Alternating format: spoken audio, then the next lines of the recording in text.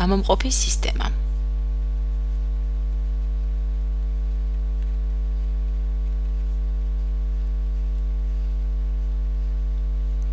უჯრედებში წარმოქმნილი დაშლის პროდუქტების ორგანიზმიდან დროული გამოყოფა ადამიანის სიცოცხლის ერთ-ერთი აუცილებელი პირობაა. გამოყოფა უზრუნველყოფს ორგანიზმის შინაგანი გარემოს შედგენილობის მუდმივობას. გამოყოფაში მონაწილე ორგანოებია: ფილტვები,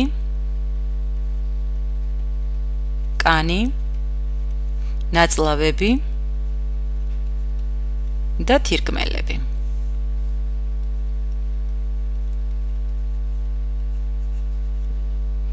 მათი საშუალებით ორგანიზმიდან იდევნება ნივთიერებათა ცვლის საბოლოო პროდუქტები, მარილისა და წყლის ნაჭარბი, ორგანიზმისათვის ზედმეტი და მავნე ნივთიერებები.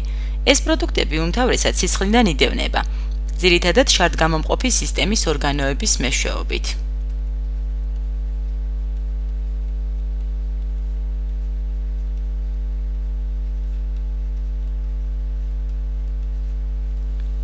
ეს ორგანოებია: თირკმელები, შარცაწვეთი მილები,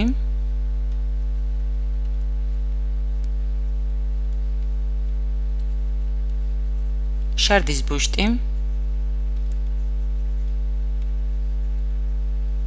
და შარცადენი.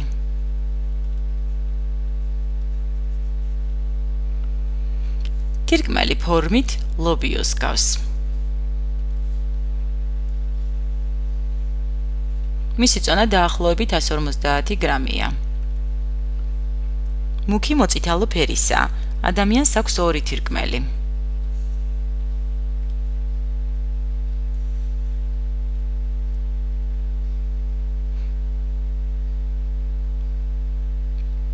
მარჯვენა თირკმელი მარცხენაზე ოდნავ დაბლა მდებარეობს.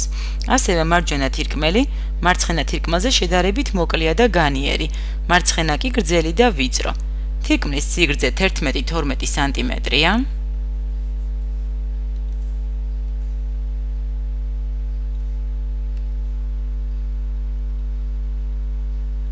სიგანე 5-6 სანტიმეტრი, ხოლო სისქე კი 3-4 სანტიმეტრი.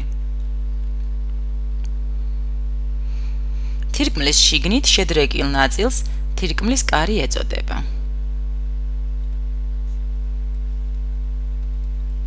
თირკმლის ფეხი წარმოდგენილია თირკმლის არტერიით, თირკმლის ვენით და შარცაწვეთით. ეს არის თირკმლის ფეხი.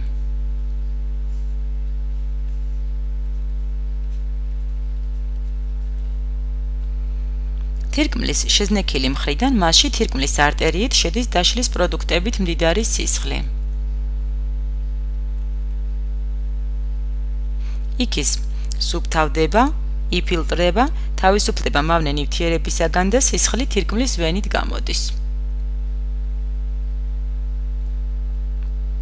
სისხლის ფილტრატია შარდი. დღე-ღამეში მოზრდილ ადამიანს 1.5 ლიტრი შარდი წარმოექმნება. თირკმელში წარმოქმნილი შარდი შარცაწვეთებით ჩადის შარდის ბუშტში.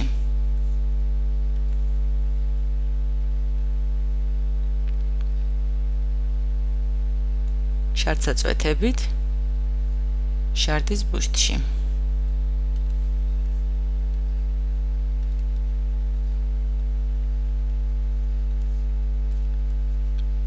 შარდსაწვეთი.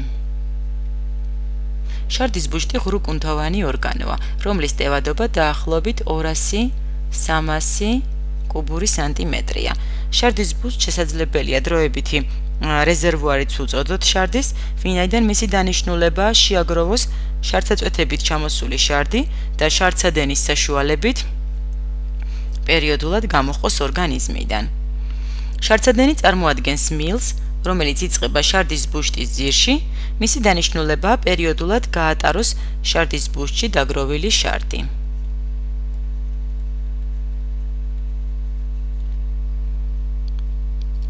თირკმელი შედგება ორი შრისაგან.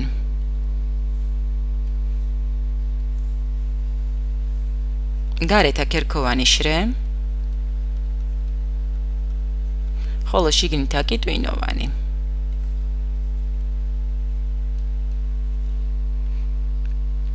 კერქოვანი შრე ტვინოვანში შეჭრილია სვეტებით. სვეტებს შორის მოთავსებულია პირამიდები.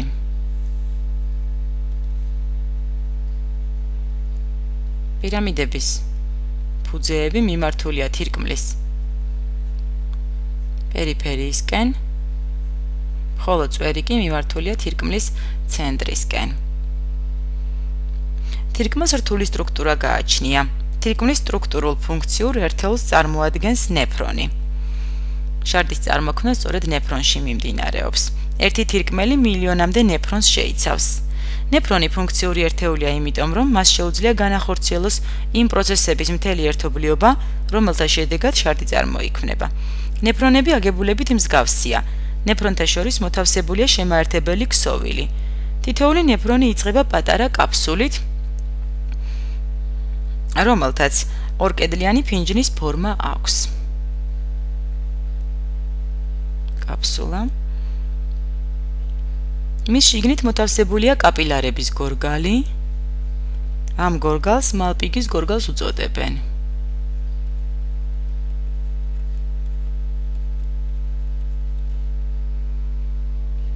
კაფსულის კედლებს შორის მოთავსებულია ღრუ, საიდანაც იწყება მილაკის სანათური.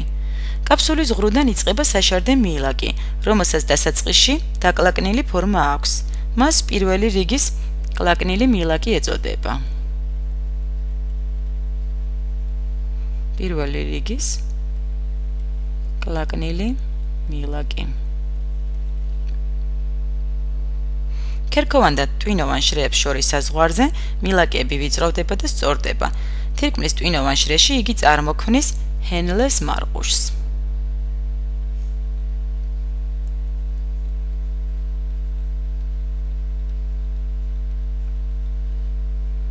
და ბრუნდება უკან თირკმლის კერქოვან შრეში.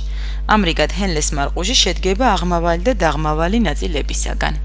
თირკმლის კერქოვან შრეში ან ტვინოვან და კერქოვანი შრის საზღვარზე სწორი მილაკი კვლავ დაკლაკნილ ფორმას იღებს და წარმოქმნის მეორე რიგის კლაკნილ მილაკს.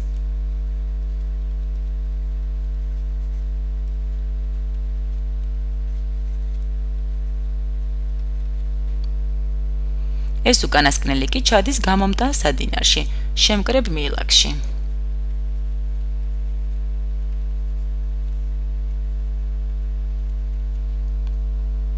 შემკრები მილაკების მნიშვნელოვანი რაოდენობა კი ერთდება და წარმოქმნის საერთო გამომტან სადინარებს. გამომტანი სადინარები ტვინოვანი შრის გზით გადადიან დვრილების წვერთან, რომლებიც შეჭრილია თირკმლის მენჯის ღრუში. ერთი ნეფრონის მილაკების საერთო სიგრძე აღწევს 35-50 მილიმეტრს. თითოეულ ნეფრონს სისხლი პატარა არტერიოლით მიეწოდება, რომელიც იტოტება და კაპილარების გორგალს წარმოქმნის. როგორც აღვნიშნეთ, მას მალპიგის გორგალს უწოდებენ.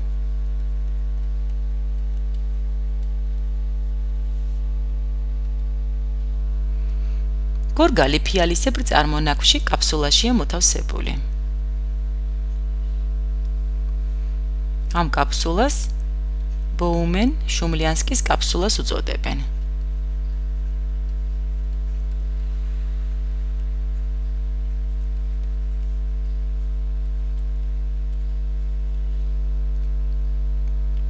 კაპილარების გორგლიდან არტერიოლა გამოდის, რომლის სანათური ორჯერ უფრო მცირეა ვიდრე შემავალი არტერიოლას სანათური. ამის გამო თირკმლის გორგალში სისხლის მაღალი წნევა იქმნება და მასში არსებული სისხლი იფილტრება.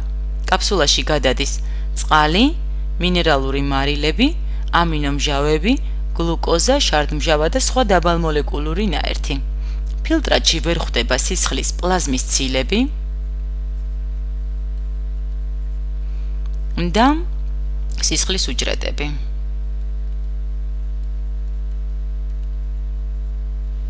ეს უკვე პირველადი შარდია. იგი ცვლის პროდუქტებთან ერთად დიდი რაოდენობით შეიცავს წყალს და ორგანიზმისთვის ვარგის საკვებ ნივთიერებებს, მაგალითად გლუკოზას, მაგრამ არ შეიცავს ცილებს, რადგან კაპილართა კედლების ფილტრში ცილის დიდი მოლეკულები არ გადის. ამგვარად, პირველადი შარდის წარმოქმნის პროცესს საფუძვლად უდევს ფილტრაციის მექანიზმი.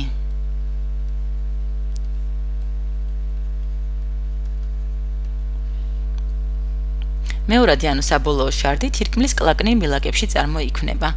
კაფსულაში გადასული ფილტრატი მოძრაობს მილაკებში, რომელთა საერთო სიგრძე 280 კილომეტრია. მილაკების უჯრედები ფილტრატიდან შეიწოვს წყლის 99%-ს, მარილებს, გლუკოზას, ამინომჟავებს და ორგანიზმისათვის აუცილებელ სხვა ნივთიერებებს. ეს ნივთიერებები საბოლოოდ მილაკებზე შემოხეულ კაპილარებში არსებულ სისხლში გადადის და ისევ ორგანიზმს უბრუნდება. მილაკებში დარჩენილი სითხე მეორადი შარდია. იგი თირკმლის მენჯში ჩაედინება და იქიდან შარდსაწვეთში. მის შემადგენლობაში აღარ არის საკვები ნივთიერებები. ამრიგად, მეორადი შარდის წარმოქმნა უკუშეწოვის მექანიზმით, ანუ რეაბსორბციის მექანიზმით ხორციელდება.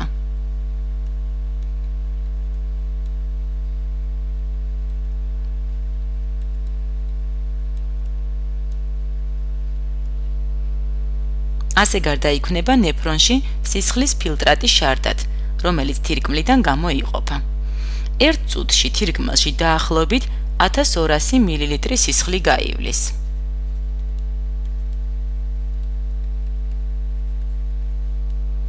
ეს სისხლის საერთო რაოდენობის 1/4-ია. ადამიანის ორგანიზმის მთელი სისხლი დაახლოებით 5 ლიტრი თირკმლებში დღე-ღამის განმავლობაში 300 ჯერ გაივლის. შარდის გამოყოფა რეფლექსურად რეგულირდება. ამ რეფლექსების რკალები ზურგის ტვინის გავის განყოფილებაში გაივლის, მაგრამ შარდის გამოყოფა ადამიანის ნებას ექვემდებარება, რაც დიდი ნახევარსფეროების ქერქის ნეირონების გავლენასთანაა დაკავშირებული. ეს ნეირონები შეაკავებს ან ააქტიურებს ზურგის ტვინის ცენტრებს, რომლებიც აწესრიგებენ შარდის გამოყოფას. ბავშვებს 2-3 წლის ასაკისთვის უყალიბდებათ შარდის ნებითი გამოყოფა.